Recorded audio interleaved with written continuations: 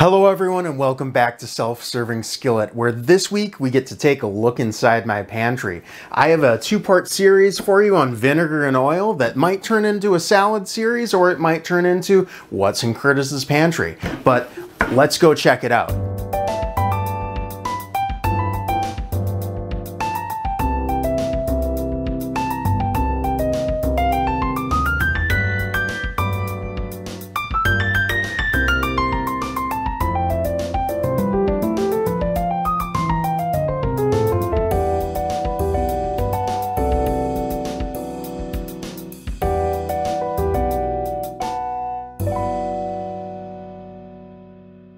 Vinegar. Now let's add a little zestiness to our meals.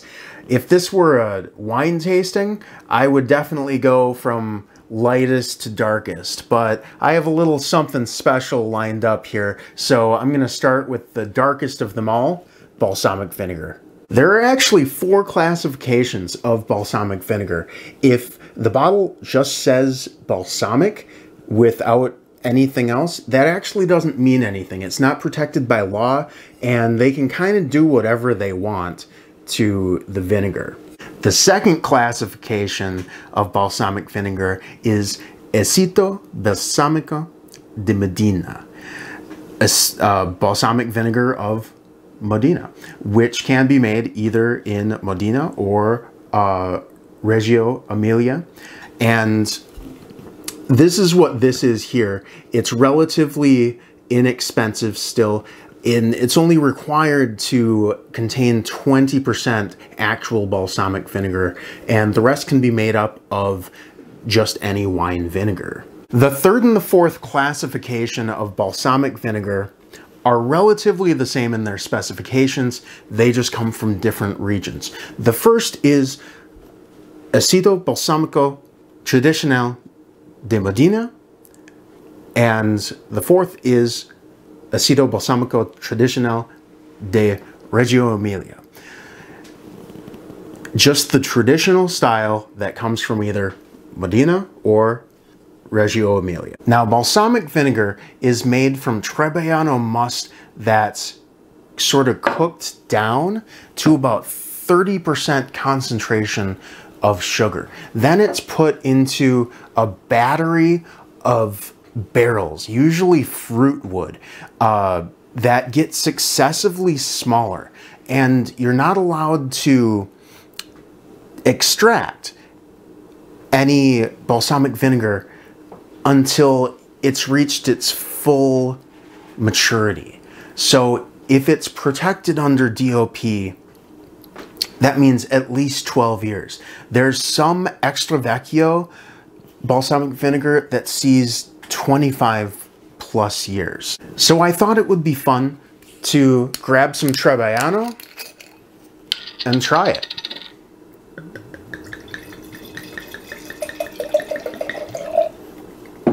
Now this has a almost green gold straw-like color. And honestly, it's nothing special. It's a perfectly acceptable table wine. There's nothing offensive about it and nothing special. One of those that would go with everything and nothing. And from the pressings of this wine comes balsamic vinegar. After heat and time, which in my opinion are the 2 most important ingredients in cooking, are applied to it. I could talk about balsamic vinegar forever, and honestly there's probably a whole video in there about it, because it has such a rich history and it is so complex. But the next vinegar I want to talk about is malt vinegar. Malt vinegar is made from malted barley. Unless they tell you otherwise, malt means barley. They sprout the barley, trick it into germinating, and then dry it to seal in all those nutrients. So what this really is beer vinegar. They just don't call it that because they probably sell a lot more malt vinegar than beer vinegar. But when you ferment malt, that's called beer. This vinegar is rich, it's nutty, it's complex. Take a note from English fish and chips. This goes really well with fried food or with starchy vegetables. Or I like it too with a meat with a high fat content that has sort of a light to medium flavor profile. Rice wine vinegar. We already saw this in the fried rice episode. In your travels, you'll see rice vinegar and you'll see rice wine vinegar. It's the same product. This vinegar is really good at adding a zesty pop to a dish without making it sour. You might also see seasoned rice wine vinegar. Now that's just rice wine vinegar with salt and sugar already added, meant to be sort of a one-stop shop for seasoning sushi rice. There are dozens of types of rice wine that can be made into vinegar, but the most common one that you're going to find is made from the lees of sake. That's the spent yeast cells at the bottom of the fermenter. And in addition to elevating the fried rice, I'll throw a few dashes into my ramen right at the end. Where malt vinegar will make a dish decidedly English, this will make a dish decidedly Asian. Apple cider vinegar. There's a lot of lore around the health benefits of apple cider vinegar, and I'm not here to confirm or deny them, but the culinary applications of this are wonderful. I most commonly add this to a dressing or a marinade that's already meant to complement something fruity. But most often, I use this to make other vinegar. In my day job, I sell wine, so I always have a lot of open samples lying around, and I try to use them professionally, but sometimes I'm left over with some that if you don't use it, you lose it. So I cook with a lot of wine, and what I can't cook with, I'll make into vinegar. This one is an Australian cab.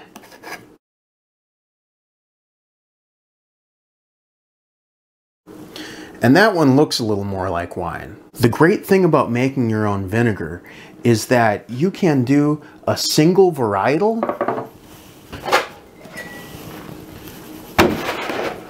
or you can kind of just throw everything together. It's completely up to you. But this cab,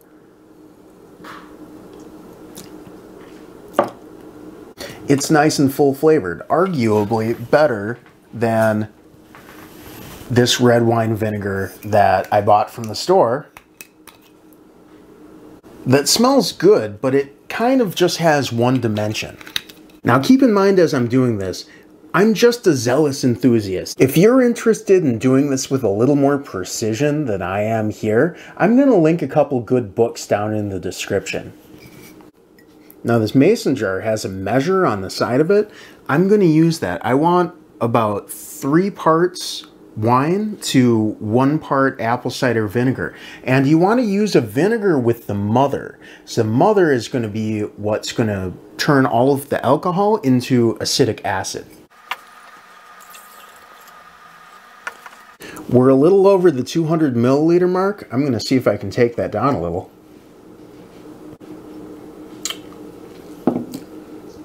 And honestly, this is still fine. I would still be fine drinking this. I would still be fine cooking with it. But I have a decent amount of open wine laying around, so let's have a little fun with some of it. Right up to the 200 ml line, I want 65 to 70 mils of apple cider vinegar. We're not going to put the top on. This needs to breathe, so I'm going to put a coffee filter over the top, and I'm going to screw it on. You just want to make sure that no bugs can get in there while it needs to breathe, because this will attract bugs in the summer, which is why I like doing it in the winter. And since this is a single varietal of vinegar, I am going to label it Sonoma Merlot. Red wine vinegar is sort of like your sauces and dressings powerhouse. You want your stuff with a little more nuance to add some character and some depth to things like salad dressings, where they're really going to shine. And then my hodgepodge of red wines over here that I made into one vinegar, I'll use just to add body to a soup or a stew. White wine vinegar, which I actually don't have. So I'm going to use this Trebbiano to make a little bit of my own. Now I don't want to add apple cider vinegar to this. I think it would overpower the vinegar itself. So I ordered this Mother of Vinegar, which I'll link to in the description below. And I haven't even used it yet. It's not even open. This is going to be a learning experience for everyone. And it wants me to use the whole thing in a quart. Okay. Quart mason jar.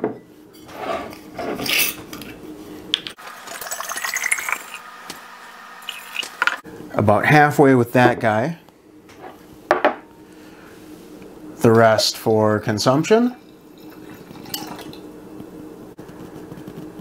That's too much for consumption. It's just me here.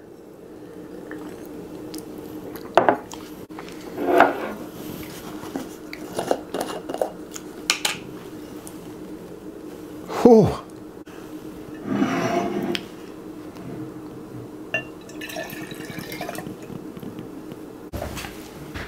My measuring container is occupied.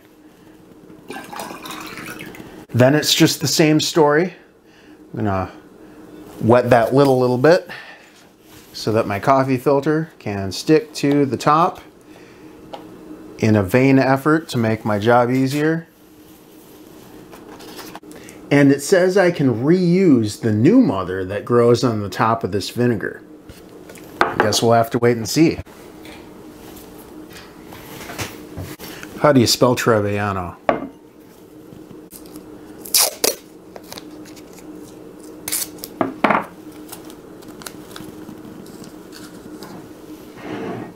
And the last one I'll cover, at least for the day, is plain white vinegar. This is good when you need acid without any flavor. You remember in the pancakes episode, I told you if you didn't like the lemon flavor, that you could use this to make your buttermilk instead. There are also a couple of sauces that pack too big of a punch that we wouldn't necessarily want to waste something with a more nuanced flavor profile on, that just need a little bit of tartness. When I had started researching for this idea, I had intended this series to be about a 6 or 7 part series on vinegars and oils turned into dressings, turned into different sauces, and eventually salads. As it's more unclear whether or not certain produce is going to be available to me, this might just end up being a What's in Curtis's Pantry Today series, and how is he going to make it?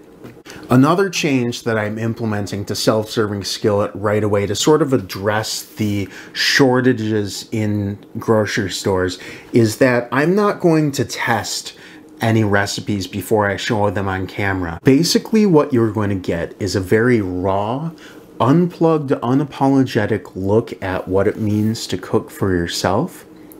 And if the recipe doesn't go 100% according to plan, then you get to learn from me.